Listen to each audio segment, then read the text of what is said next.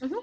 Well, it is 11:01 Eastern Time, and my name is Betty Gardner. I'm the CEO of ProTrain, and ProTrain does put on the CETI conference. So it's with my great pleasure that I'm going to talk to you for about 3 or 4 slides, and then I'll turn it over to Chuck. Chuck is going to talk about Know Thy Customer. Don't we all want to know who our customer is, what their buying habits are, how old are they? Where do they live? What are their buying habits? So Chuck's going to talk about the power of personalized promotions. Next slide, Chuck. I want to take time out, sincerely, heartfelt, to thank our sponsors. CETI was supposed to be live in person in Savannah, Georgia, and all of these wonderful sponsors came to the plate and said, we support what the Continuing Education Training Institute, CETI, does. And when during our uncertain times of COVID, we had to make CETI go live virtual, and not one of our sponsors pulled out. So take the time to look at these sponsors, and let's virtually give them a high five, Chuck. Let's high five them. High five, we're out there. Yeah. Because these sponsors have allowed you, the attendees, to be able to join this conference virtually at no charge. We made a conscious decision to try to give back to our educational colleagues. Budgets are down, people are working from home. This is a way to keep your morale up and be able to, not put any strain on your budgetary items. So next slide, please. Whoop, wrong direction. There we go. That's okay. But we got a few little housekeeping rules. And when you work in a virtual world, we've been doing it for 16 years, so a lot of this didn't really bother us how to do it. But this session is being recorded, just so you know. And if you signed up for the session and you weren't able to make it, you're still going to get a copy of it, just for those who aren't here right now. For those that are, you will get a copy of it as well. Links to the PDFs of the presentation and the recordings will be available to everyone. And we hope we all glean a lot of great information from this week. CETI was going to be 2 days. We've spread it out over 5 days in order to accommodate your schedules, because we know that work still goes on and life still goes on. So, if you haven't signed up for future sessions, please do so. Attendees are automatically muted when joining because we all got kids, we've got dogs, we've got cats. So that's as a courtesy to each and every one of you. But I do encourage you to use the question and answer box located on the lower navigation bar for all questions. And we will get to your questions at the end of the session. If for any reason there's so many questions that we run out of time, we will get with Chuck and get the answers to your questions, and they'll all be sent out with the recording. Yesterday was a great day. We had over 500 people attending our sessions yesterday. It was phenomenal. We're really proud of being able to turn in-person CETI to virtual CETI. We have over 3,000 people registered, or 3,000 registrations. But so we encourage, let's just make this a feeding frenzy, if you will. Post to social media using our hashtag CETI 2020. And I encourage you to join the CETI alumni group on LinkedIn, because this is a way for us all as professionals. We have some professionals, we have students, we have businesses joining, and this is a way for us all to express our questions and concerns to each other and be able to answer. So it'd be a good thing to be part of the CETI alumni group. I know we're proud of it. Next slide. I can tell you what I'm even more proud of is my friend and my colleague, Chuck Havlicek.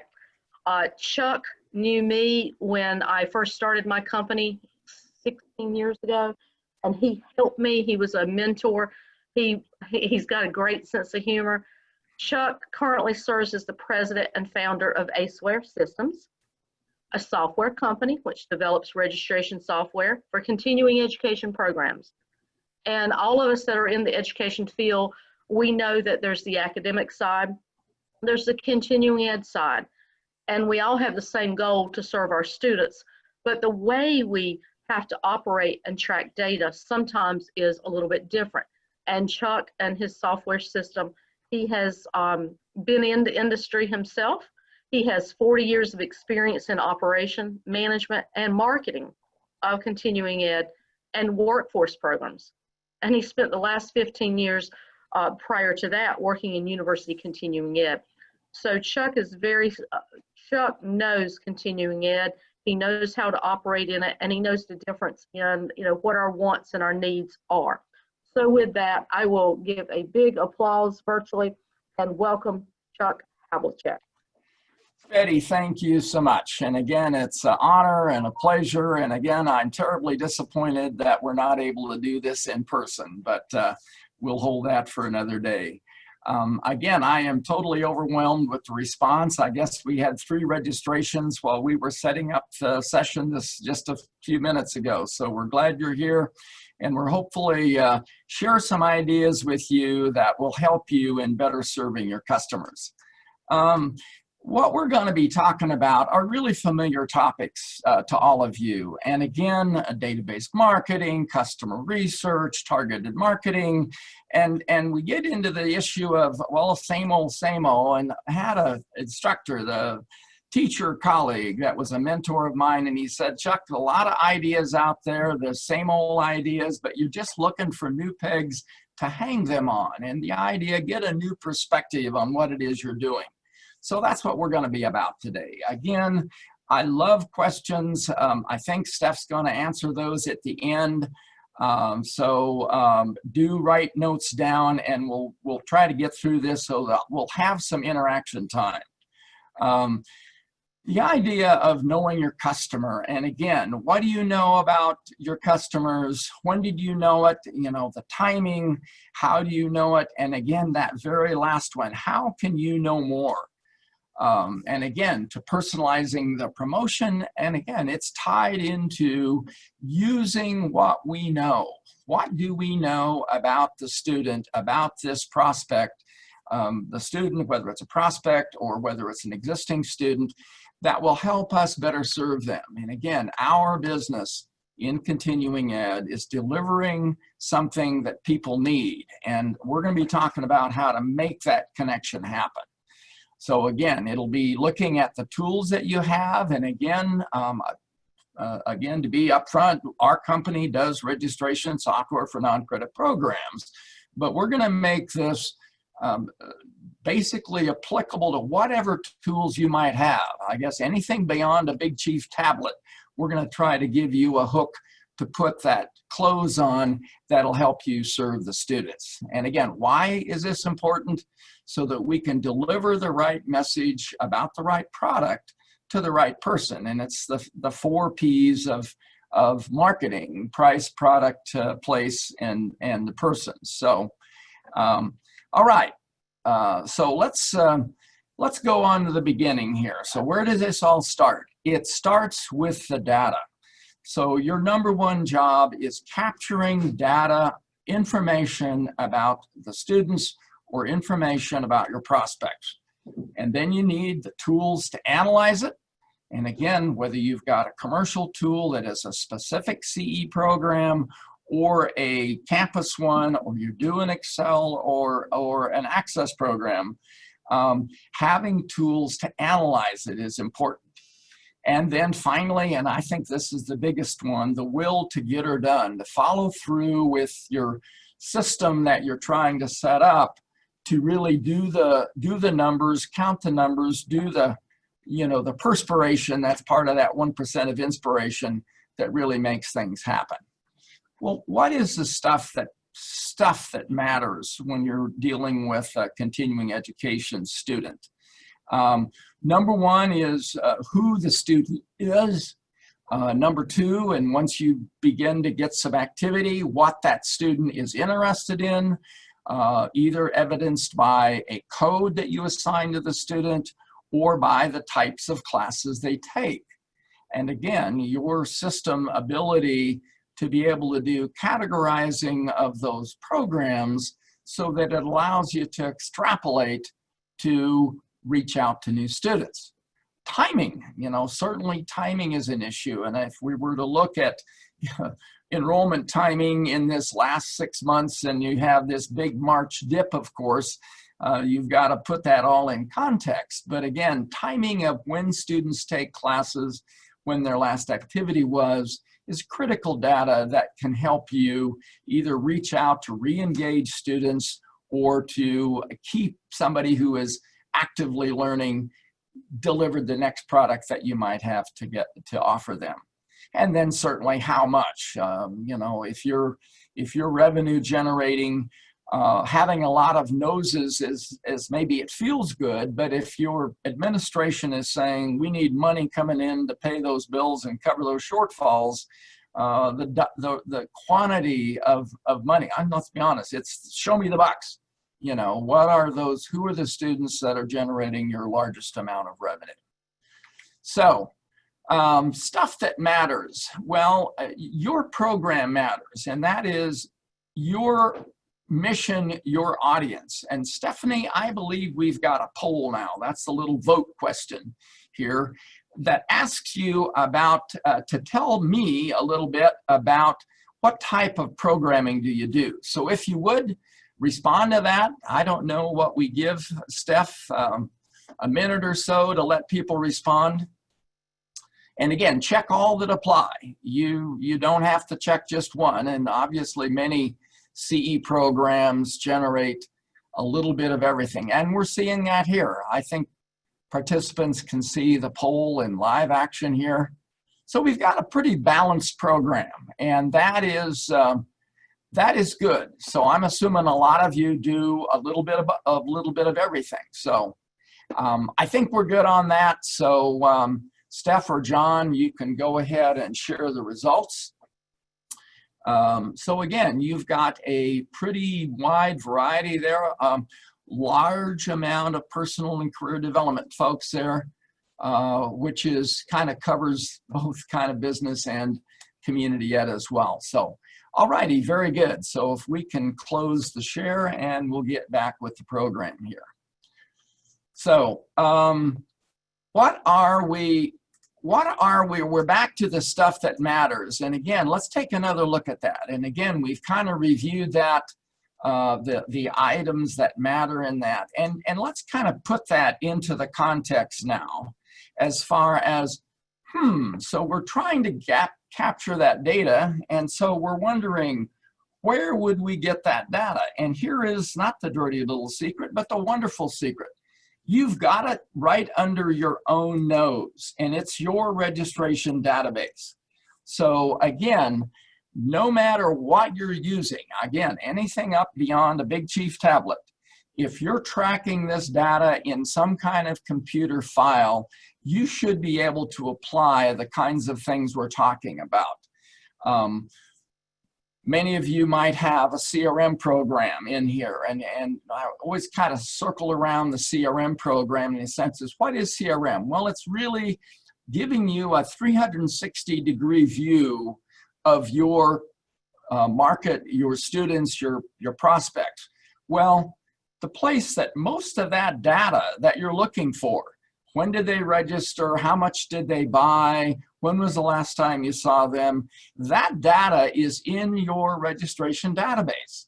And again, so we're going to be looking at that, how you can use that system to serve your needs. And we do have, I noticed, several of our partners with us. And again, so that relates to your system. And again, if you're using other systems, you're certainly able to hopefully apply a lot of these.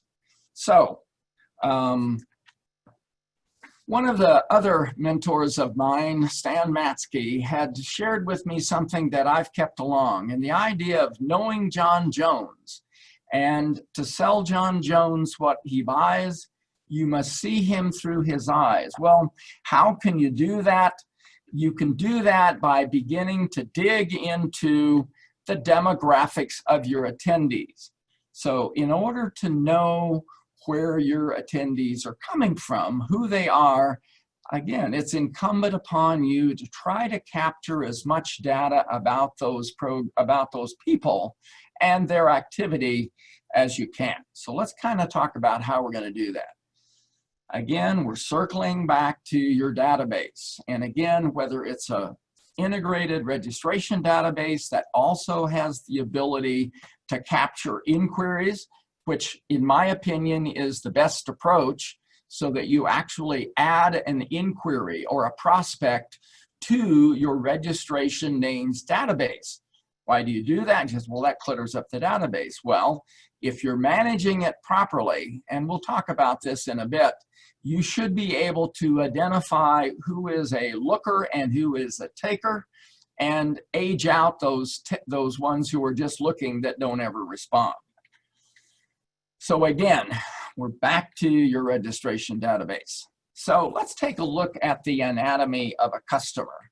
And again, so what are the elements about that customer that you need to try to track? And we're going to delve into the actual blueprint of a customer record in a minute here. But in terms of dissecting the data, stuff about the enrollee. Again, a lot of you are doing corporate business, vocational, personal career development. Well, if you're talking about people who are employed, information about their job title, capturing the company information. If you can, whoops, wrong slide. If you can, grab the firm size. How big is the company they're with? What type of industry is in that company is in? Certainly age, gender, years of experience. And then there's always the dance.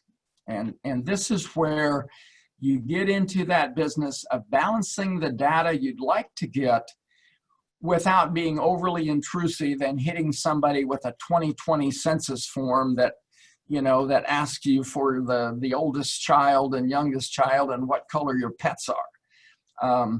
One of the things that I would tell continuing ed, and our audience is pretty much all in the industry here, but coming from a school or college or university environment, or an environment, I think you underestimate the ability you have, even in non-credit programs. I know credit programs, we're kind of used to bearing our soul to take a credit class.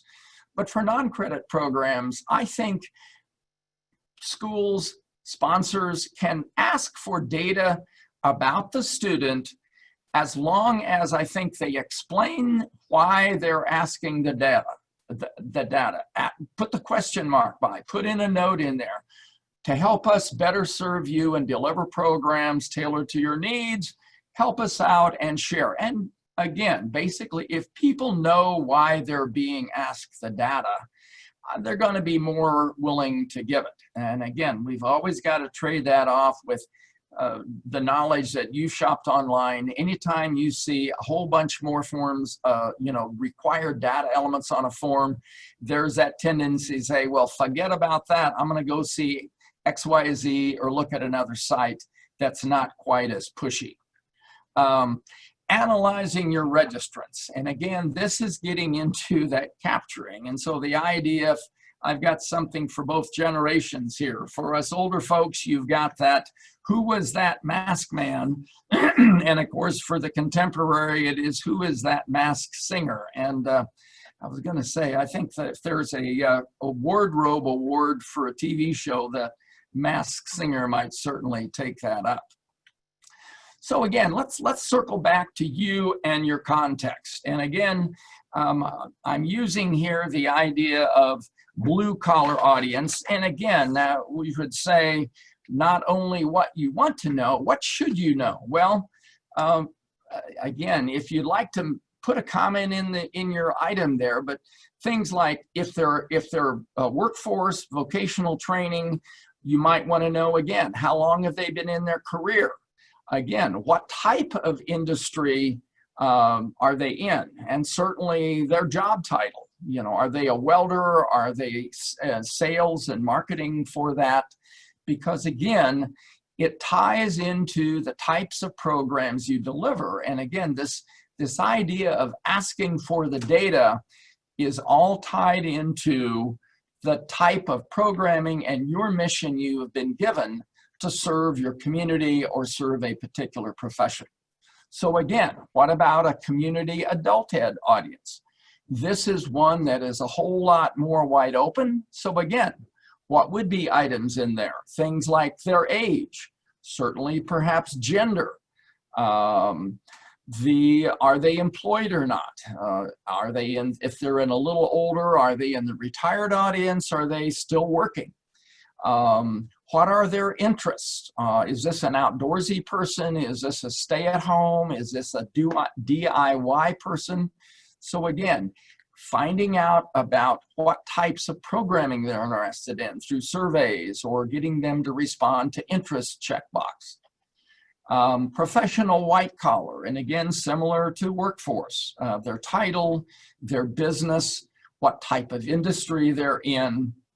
Again, that all will help you be able to develop programming. All right, back to the data. Where do you put it? Obviously in a professional or in your registration system. And again, if you're talking about a professional development program, you're going to be capturing more data, the title, the firm, the type of occupation the person has, their organization. Gender could be helpful perhaps. Again, location. Well, and the nice thing about your registration database is, of course, things like location. If you're wanting to do geographic marketing, we've got that data right there in the system. And certainly on both anyone, vocational, community ed, or professional business, knowing their interests within business. Are they in sales? Are they in finance? Are they in operations? Are they in logistics? Again, that you develop a set of codes that match up to what it is you're looking for. So again, this is a professional ed type set of data you might want to capture. If you're doing community ed, then you might need a little less data. So again, maybe you're not interested in the title in the firm, but you really are interested in things like birthday. And here again, a strike for me. I didn't ask this person for their birthday, and I didn't get this person to put in their subject matter or put in their gender. But I did manage to capture some interest categories. So again, that allows us to be able to get into that. Well, Steffi, we're about ready to go into another slide. I think there is a poll out there on what type of registration database you use, or rather, are you stuck with having to use the college's registration database versus one that would be dedicated to continuing ed? So if we could launch that poll. That's a yes or no. If you've been blessed with having the freedom to be able to go external, go ahead and drop that in. And we're getting about 50-50. I know we've got a few of our partners in there, and hopefully they're answering no to that. They've been able to stay free of that. All right. Well, we've got 35-40% that are required to use that system. So I'm going to go ahead and end the polling here, and you can share the results. So again, about a third of you are stuck with that.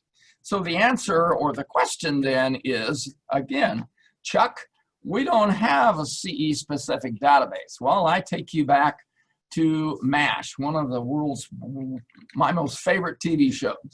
And so we say, what would Hawkeye do? Well, the famous story about Hawkeye in the military requisition is that he takes the machine gun, crosses out machine gun, writes in incubator.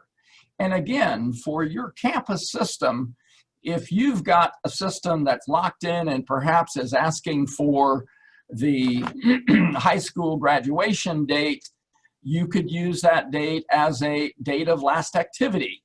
If they're asking for, again, what was your SAT score, you could ask them for how many years they've been involved in their profession. And again, as long as you're able to distinguish your CE students from the credit students, your data people, your data whisperers should be able to break that out and give you numbers that'll help you do a better job of understanding who it is that you're serving.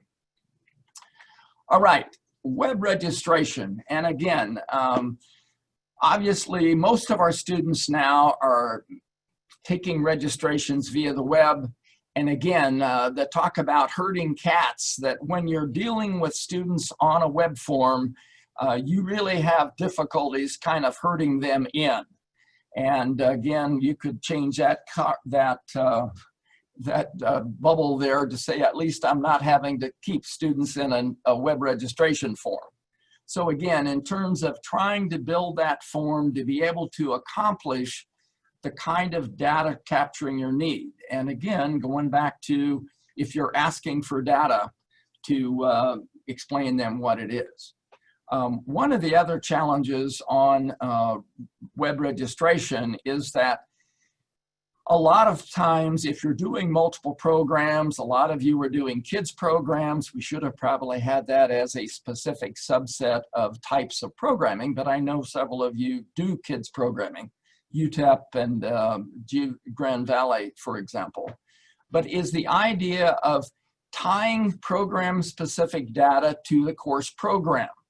And again, that would be making sure that you have a way to change your sign-in or your data capture that only pops up information that you need for a given type of class just to that class. So again, whether it's an apprenticeship class in a workforce and training, and you want to know the number of years of experience, whereas you wouldn't necessarily need to know that for a general public speaking or introduction to QuickBooks class, data related to that specific session would be definitely something that we would cover.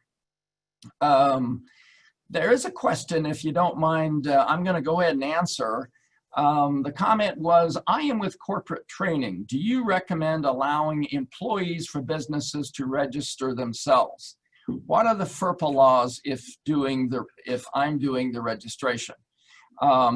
Again, and Betty or John, I may ask you to chime in this on the end, but my approach or my experience in working with business and professional programs is that as long as the student data is not exposed to the employer without the employee giving the employer permission, you certainly can handle that. And CETI, if you'd want to take over, I'll let them answer that. So we're gonna.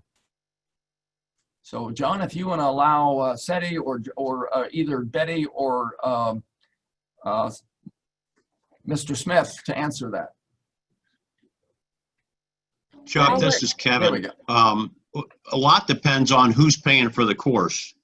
If Johnny is registering for a course, and he tells us he's on a tuition assistance program where his employer is paying for him to be there, if the employer is paying for Johnny to be in the class, they have every right to know how Johnny is doing in the class that they pay for, particularly if it's not Johnny's money. If Johnny's doing it on a cost reimbursement program and he will not be reimbursed the tuition assistance until after he's completed, likewise, again, the employer is going to want to see a progress report that shows that Johnny, in fact, did complete the course so that they will repay Johnny for him fronting that money for his education. And we've seen it both ways with corporate training partners. Betty, did I leave anything out there?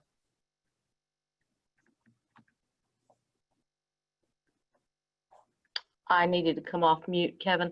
I will also ask John if he has his any input as well due to FERPA.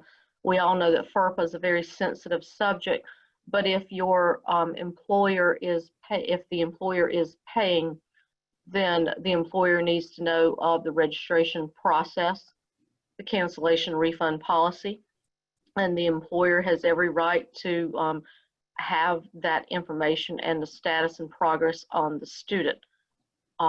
If the employer is going to reimburse the employee for successful registration and completing the course, It's a fine line. Whatever you do, the bottom line is use common sense and put what your rules are in writing. Check with your legal counsel at your specific school on what, you know, their definition of FERPA is. But I think as long as you have everything in writing and it's up front and you have signatures, because the written word is forever, I think you'll be fine. I do understand the concern of the question. John, did I miss anything on FERPA, sir?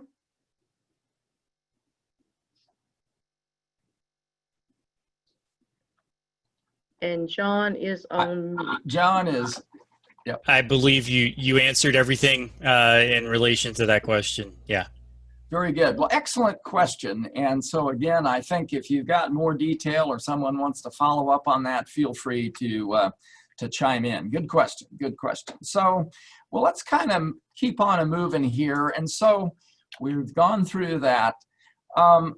Back to the data dilemma about capturing data, and we're going to go into the deep dive in a second. But my general attitude about capturing data from students is to capture all the data you want or ask for all the data you want, but use all the data you capture. And I should maybe back up on, and that should have been perhaps capture all the data you need.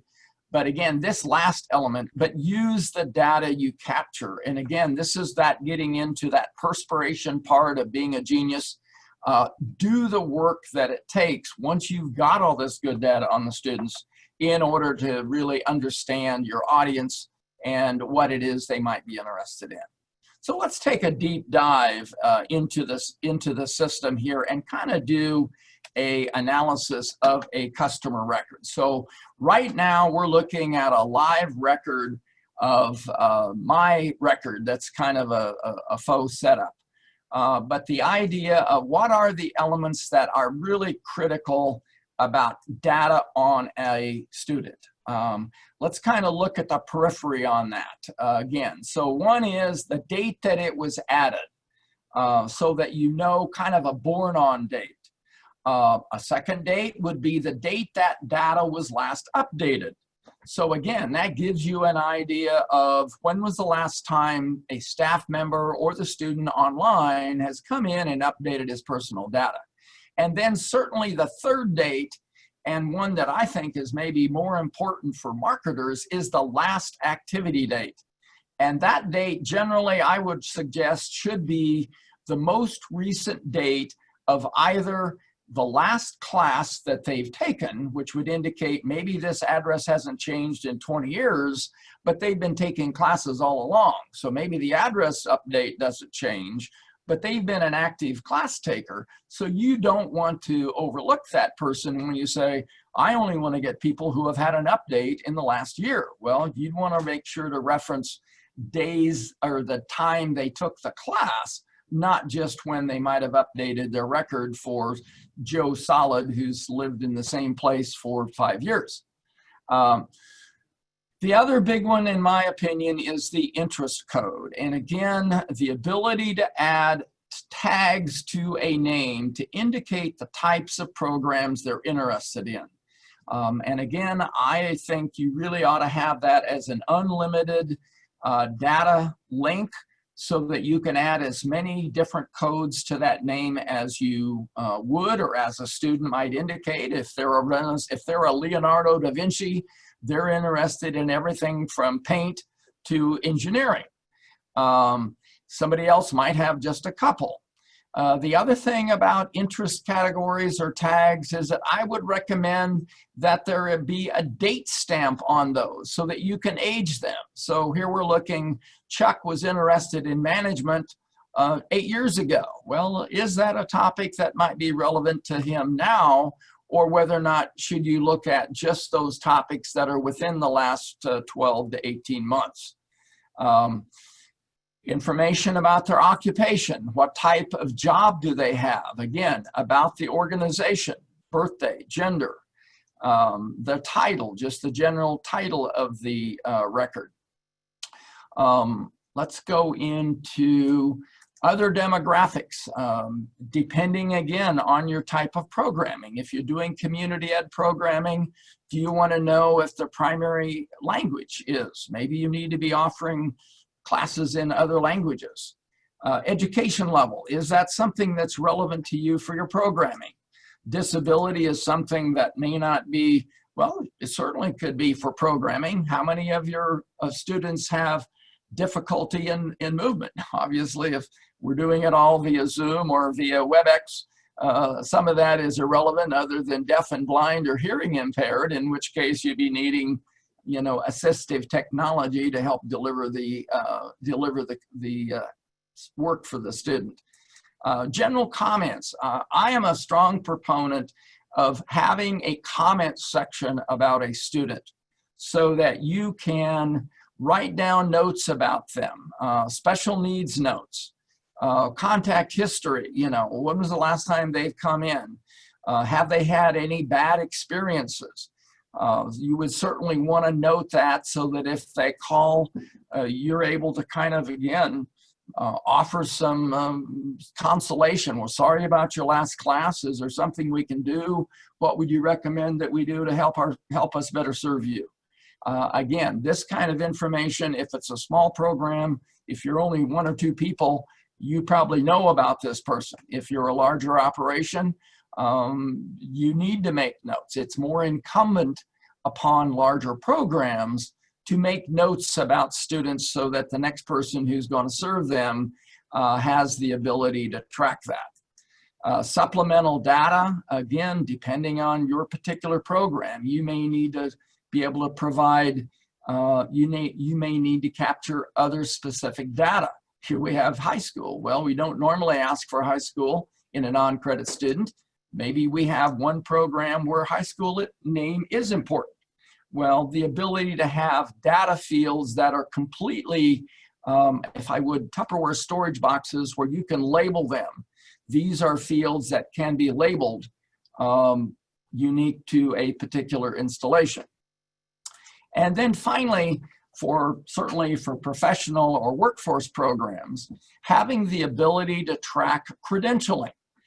So again, if you're wanting to track skills that this person has, you want to track tests that they've taken. If you're doing work keys, tracking their work keys scores. If you're monitoring a professional development program, maybe you're interested in courses that they've taken from other institutions, not just you know, your institution, ones that you've delivered, which of course you would have in the system. So that is kind of, again, in my opinion, some of those key kind of elements that if you track that data, you begin to get a picture of John Jones here. And you can vicariously begin to see, well, if I was John Jones, and here are my interests, and that's where I work, and here's my job, and here's the role I have, you know, what types of programming might be able to be of interest to me. Okay, so we've kind of gone through the schematics, so we've got the data. Now, what the heck do we do with it? Well, this is getting us into a whole bunch of, not conundrums, but we get into some either R's. Well, is it better to look at an individual student, extrapolate to the group, look at the group, and drill down to the student? And again, are we looking at predictive versus analytical? And this is one that I would claim is a false choice, because you really need to analyze what you've got in order to be able to predict behavior. And again, why are we doing this? We're here because we believe in the Pareto Principle. And I would ask you a lot of times to say, raise your hand if you've heard of this. Well, a lot of you have. And it was from the Italian economist who discovered that 80% of the results are generated by 20% of the effort. And in the marketing business, that gets translated into 80% or 20% of your participants are the ones that generate 80% of your revenue.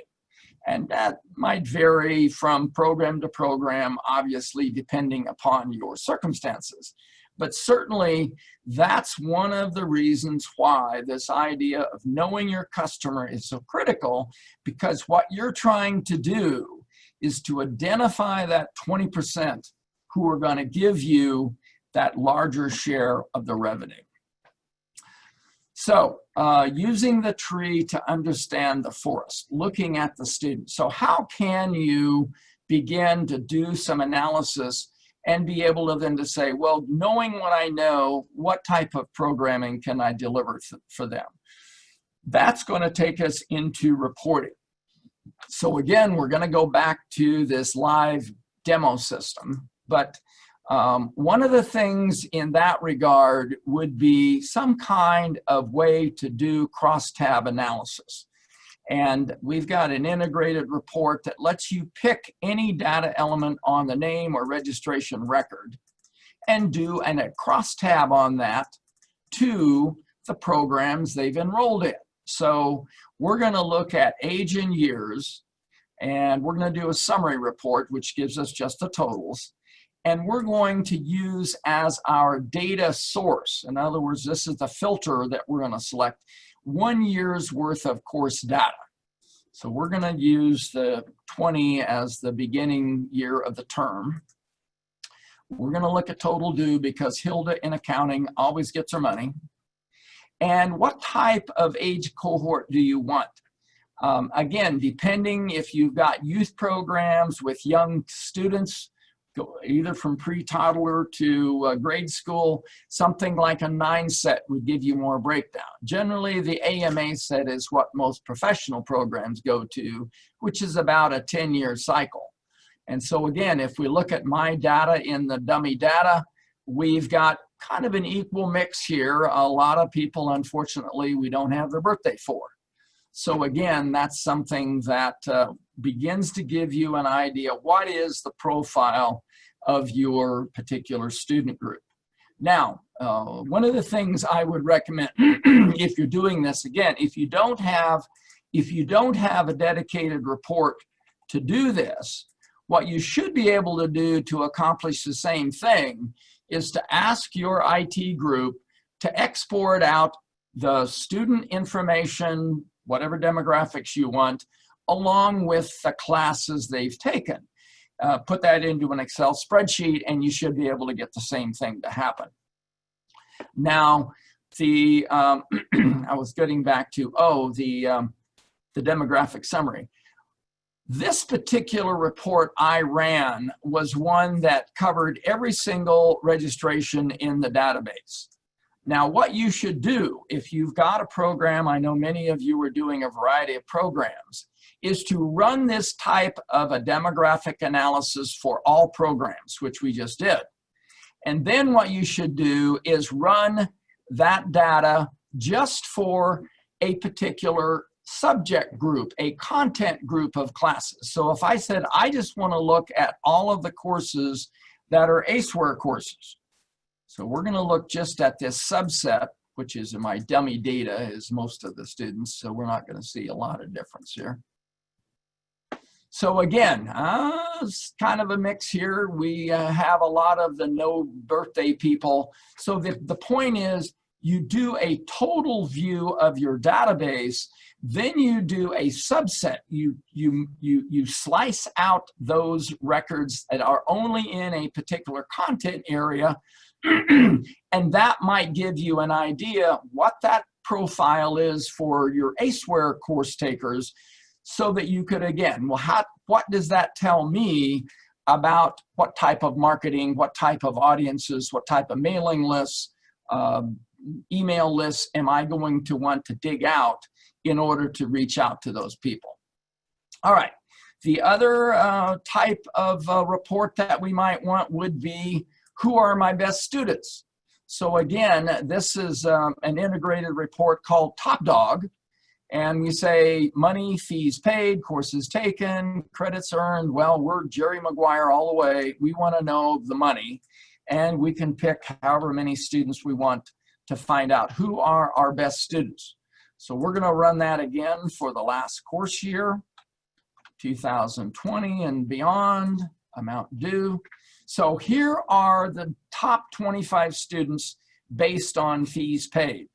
And again, if you're talking about the Pareto rule in action, you know, this is the group. You know, we're looking at this top 20% who are generating your revenue. One of the things that I've really not seen anybody use, and if you do, shout out so we can recognize you, would be for continuing education units to offer a frequent flyer program or frequent a million miler club. You know, you may want to be a little less crass on the $1 million man, you're $1 million student.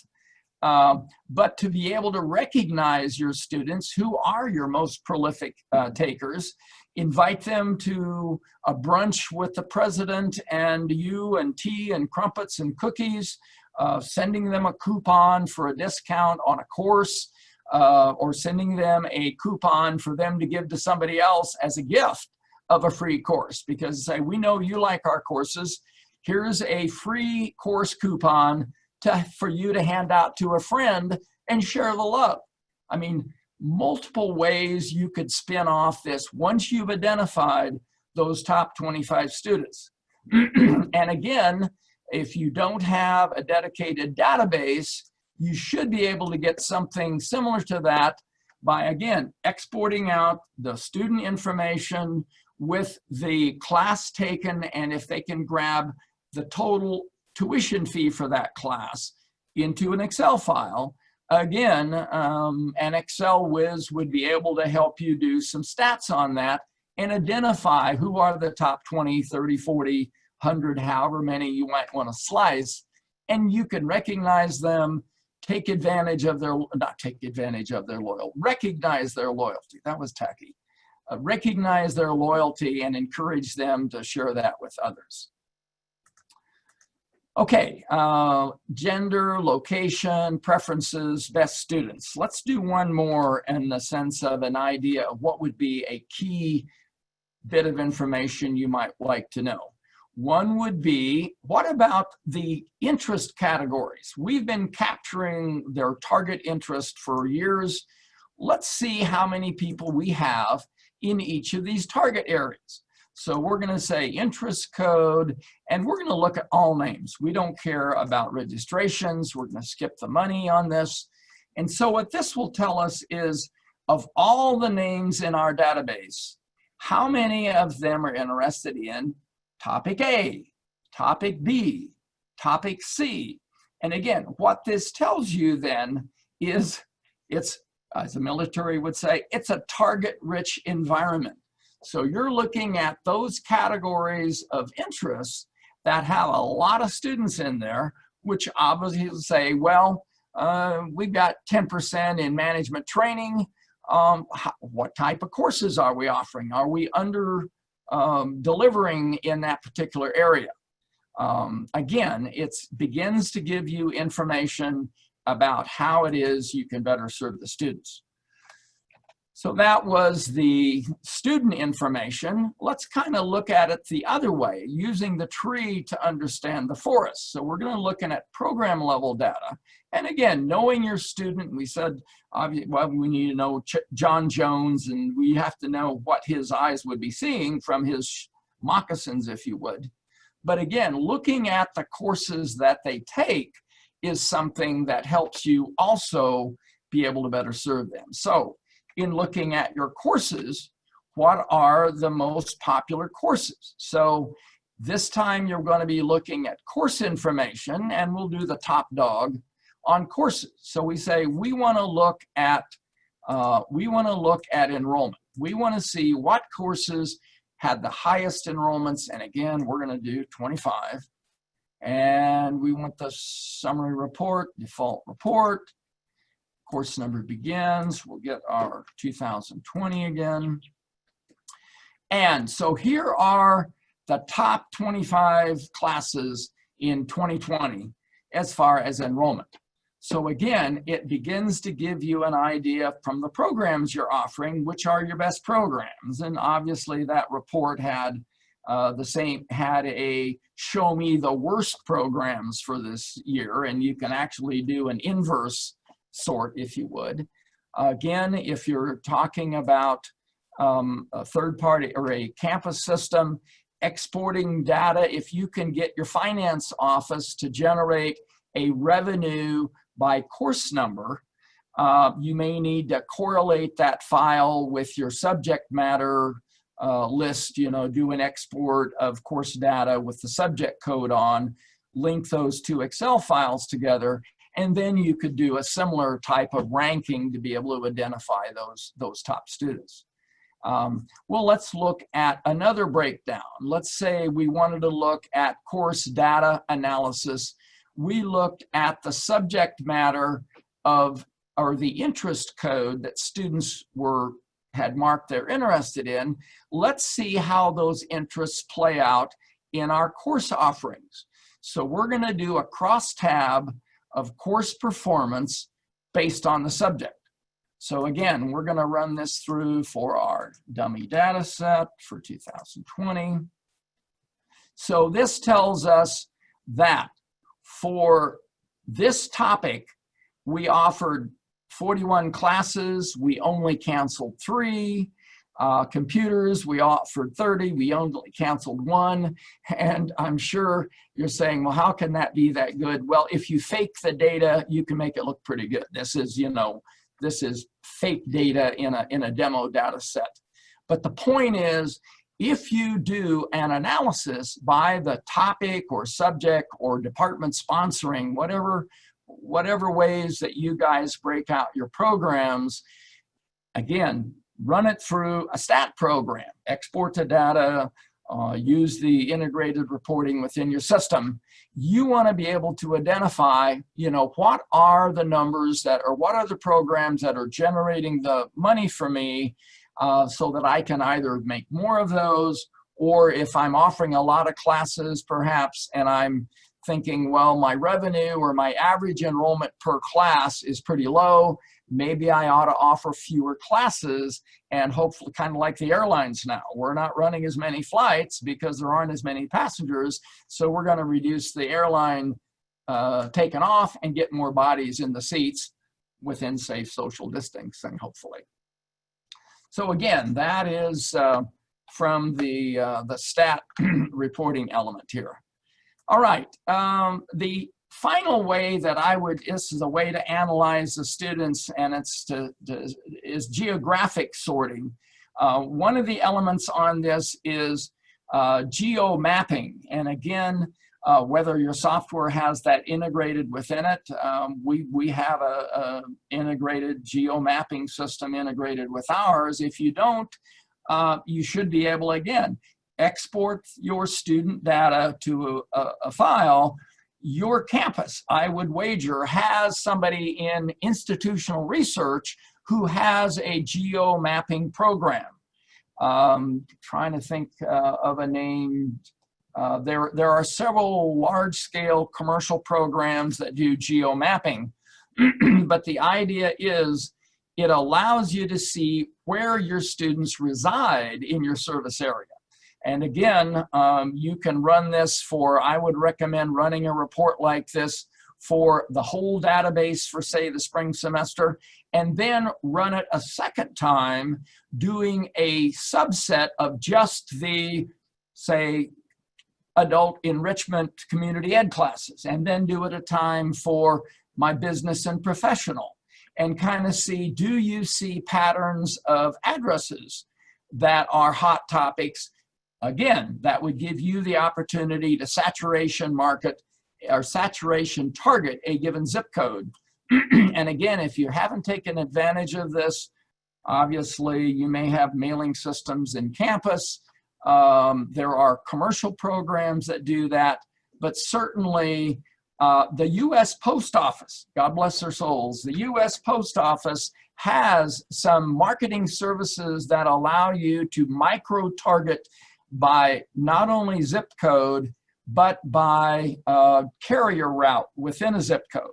So again, that's where this geospatial marketing would be of use to you.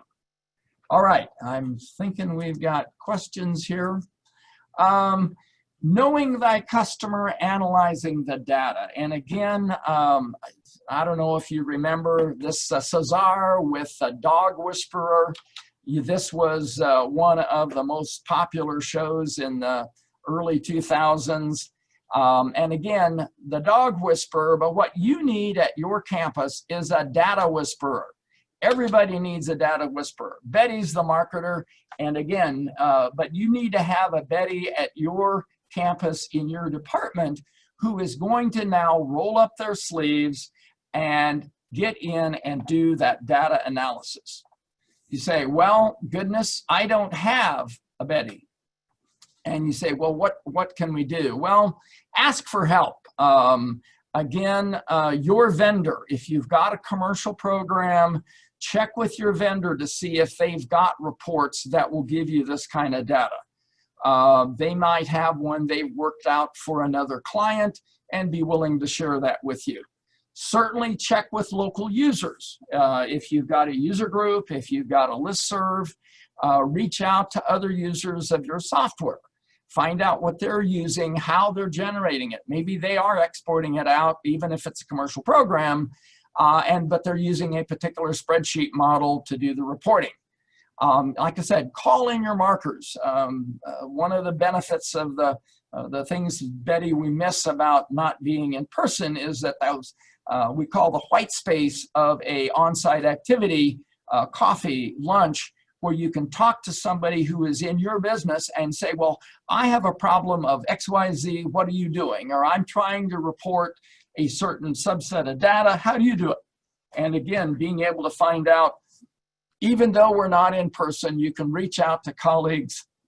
And again, I think, I'm not sure, Betty, what you're doing with Q&A or a listserv or a forum of some kind for people to post questions, but that's certainly something that I would encourage folks to take advantage of. So, case studies. Well, I was going to save these in case we had time to actually go through an example, and I think we do.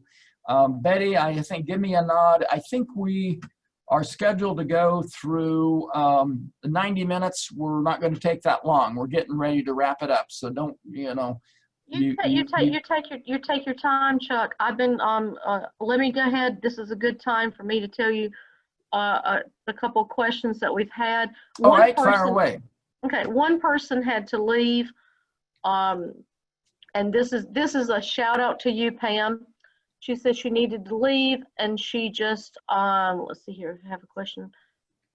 Can the recording be sent to me so I can just watch to the end, because she had another meeting to go to? And yes, Pam, we will do that for everyone, so that one is recorded and answered. And you have another statement, and I agree with this statement. If the person's still on, or if not, I still agree. Corporate training is done for employees paid for by the employer. They aren't necessarily students at the college. They generally don't have an option of attending or not.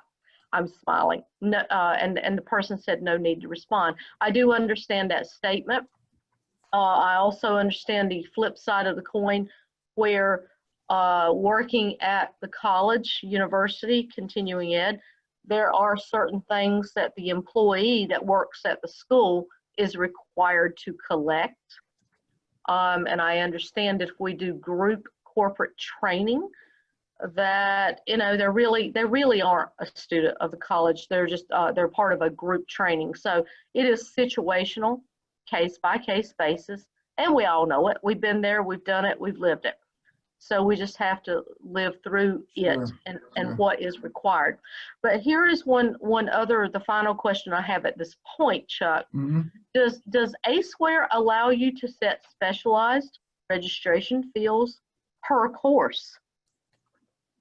Yes, within our system, we've got the ability, when you're setting up a course, to be able to actually go in and set registration level data elements. So if we needed to capture for Mastering Student Manager how many years of Aceware experience,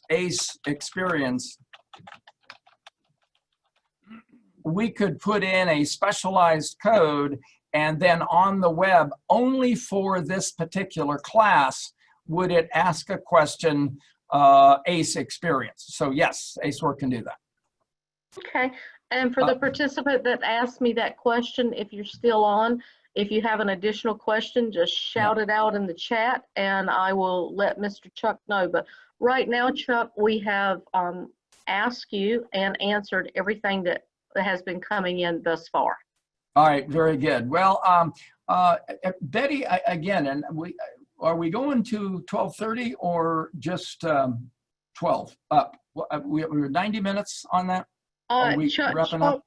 Chuck, we have a hard stop at 12:30, so you okay. just Oh, we're continue. good. Okay, no, we've only got 3 more slides, but I wanted to get into a couple of case studies and kind of indicate a typical example. And if you've got anybody wants to throw out a case study or an example of a target market they want to hit, feel free to toss it in the Q&A and we'll kind of treat this like a stump the chump element. But the idea is that if I'm interested in programming Aceware training courses, I say I want to pull names of everybody interested in Aceware who have been added in the past year. And so where would we connect with that on the name record? So the idea would be we would want to look at the date added down here, and we'd want to look for an interest code of Aceware. All right, so that's a couple of the elements that we're going to look at. And then let's say, but we only want those who are affiliated with an educational institution. Well, then we would need to look to see that their education or their occupation code, well, that's the occupation. We would want to check for some type of an organizational code flag. And I'm going to go ahead and double click on the firm. And again, if your system allows this, where you can actually link from the student to a corporate record. So this is the corporate record for Learning Exchange. And again, at the corporate level, you can add organization code, you can add the number of employees, the size of the company. And again, if you're able to do that, that would also give you another alternate way of, tracking that data. Okay, so we've got affiliated with an educational institution and live within 500 miles of Manhattan, Kansas. Now that's an interesting one. Well, how would we handle that with a database? Well, let's go into a reporting tool and we can generate mailing labels, or if we wanted to export the emails out of that for an email blast. Let's go ahead and run this query. So in the filtering side, we're going to say the interest code, people with an interest code, and the organization and the add date. So that's what we want. So we're going to say we want everybody interested in Aceware. And the organization code begins with, and what is that? Oh, education. Okay. And we want everybody within the past year. So we're going to say 06, 09, 19. And let's see. So we have alternate reports now, multiple alternate. We're going to look at a tool called the Zip Code Radius Reporter. So we're going to bring that up, find Manhattan, Kansas, and we're going to pull a 500-mile radius of Manhattan, Kansas. And we didn't get any records to report on that because I didn't. Let's try that one more. That worked a minute ago. We're going to run interest code and the add date. All right, so we're going to select that. Interest code begins with Aceware. Organization code begins with education. Add date is greater than 01, 01, 19. We're going to, actually, you know what? That's the add date. My dummy data goes back, and I cheat on the dummy data. We're going to go back to an older set of dummy data so we can at least get some hits on that. Okay, now let's try our 500-mile rule. 500 mile. 500. All right, 2 people. Again, the add date on my dummy data, I cheat when I deal with data and I never put in new names. So we're going to try that. We'll try that with another example. So within 500 miles of Manhattan, Kansas. We had a couple people, we didn't get that. Case studies. We want to pull the names who have taken an Aceware course and have had recent activity within the past year. All right, so what would be the elements we're dealing with here? First of all, we would need to look at the courses that we offer and identify what would be the code or the tag that would identify that as an Aceware course. Well, we actually use in this demo example a department sponsorship and a subject matter code. And again, perhaps your department might be more general, but the subject code is a lot of times is more fine-grained. So you might have, let's say business classes, but then your subject codes would be whether it's marketing, sales, finance, HR.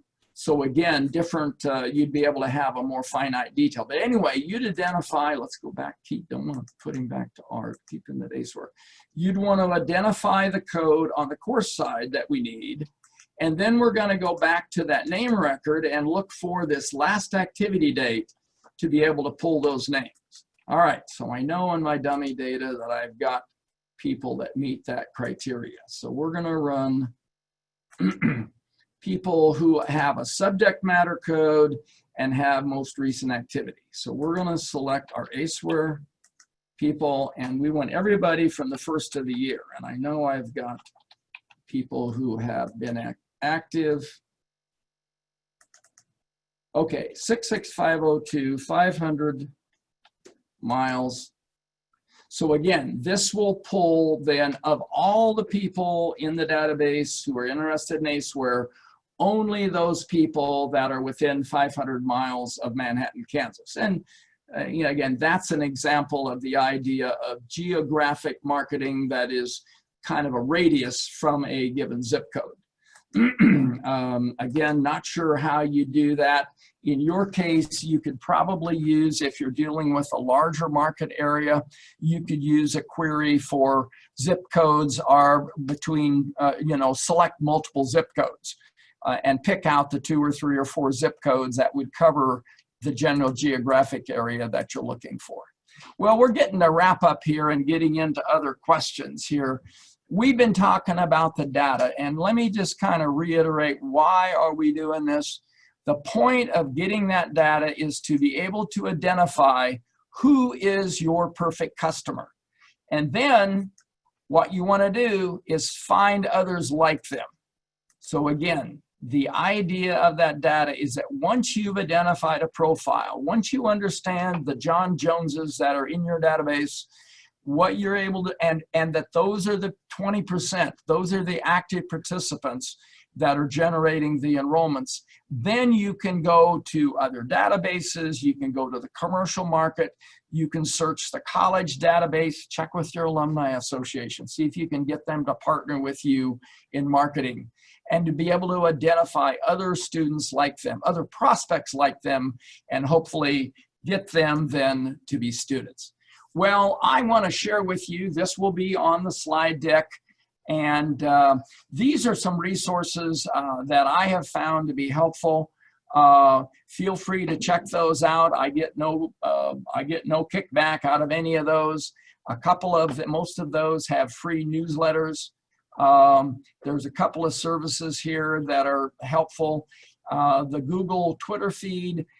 If you're a program developer and you're looking for hot topics, that's an area that I would look to see what are trending, what are the keywords that are trending. Now, Twitter is like has the life cycle of a fruit fly, so that you could get a big hit today for obviously Minneapolis or Black Lives Matter, and that, hopefully that, taking care of everybody in our country is never going to stop. But there'll be trending items, but that can be helpful. The other one that I like is SlideShare. And again, SlideShare gives you a list of the top 10 SlideShare or PowerPoints that have been shared or linked to by people. And again, that's a little broader range that has more of I'd say a longer bell curve in terms of a life cycle as far as topics for marketing. And then finally, and then we're going to go to questions if anyone has any questions left. DMI Mail is a direct marketing service that can do data enhancement. And again, I don't know if anybody has done that. I'd be curious to find out if anyone's had a personal experience. We've done this with a couple of clients. But basically what you do is export out your student data set and then send that to this mail house. What they will do is match that address to their national database of basically consumer information. And again, there are databases out there that you can go to a zip code and say, give me the houses on that block that have household income of over $100,000. And they can actually tag that information for you.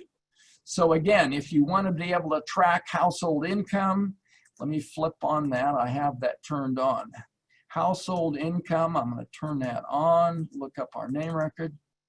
So you could actually go in to, if you use one of those third-party services, add a household income tag to the students in your database. Again, the price for that varies depending on how many records you're going to be delivering. I think it's like a minimum of 5,000 records, and I'm thinking it's about 10 cents a name. So it's not cheap, but if you've got some high dollar courses you're trying to work on and that becomes an issue for you, there are companies that are able or have the resources in order to do that. And this is one, it's on our website as well under our partners link that's available for you. Very good, Club. I love the comment on that. So questions? Anybody, anything left that we haven't already beat to death? Betty and John, Kevin? Chuck, we have addressed everything, and the last comment was not a question, just a comment. I love your idea of the Mile High Club. We've started doing something similar, but with birthdays. Oh, we send out a okay. birthday card with a discount to our members. Thank you for the additional idea. And that's Yeah. the whole purpose of these sessions, everyone that's still attending and listening. It is to share ideas as to how we all can work together as a national community to help each other serve our students. And I just love it when we share ideas. There's no competition meant whatsoever. It's how can we do our jobs. And during the times that we're living in right now, it's how can we share ideas, how we can do our jobs slightly differently, but still accomplish the same goal. Absolutely, absolutely. Well, again, I thank you, folks, for signing up and setting in. That's again, apologies to the East Coast for skipping lunch and to the Midwest for making you late for your lunch. But again, I think Betty wants to do another shout out to sponsors. And again, you've got my contact info if you've got questions or you want to ask about ways to do the MASH thing, cross out machine gun, write in incubator for whatever database you're using. We'd be happy to help. Yeah, and Betty? Thank you, Chuck. And yes, we do want to thank the sponsors. As we said earlier, without the sponsors that did not waver in leaving us during having to create our conference to be virtual, it would not have been possible to have made this free for everyone. And we do have over 3,000 registrations. Reach out to Chuck, reach out to us, reach out to any of the other sponsors if you need any help or guidance in how to for any of us to be an extension arm of your department and to be able to service more students on your behalf. We're all here. I just want to tell you thank you and have a great rest of your day and week. And sign up for there are more workshops coming up. Make sure Yep. you're registered for those. So Absolutely. We'll see the numbers tick up because several people signed up for them all at once. Other people who are listening are saying, well, I might want to go sign up for this one. We actually have another one, just so you know, coming up at 1 o'clock Eastern time today. It is Kirk Smallwood from CompTIA. We're talking about our A+, Net Plus, Security Plus, student success in the tech economy. It's not too late for you to sign up now if you would like to. Absolutely. Thank you, Chuck. All right. Have a great day, everybody. Mhm.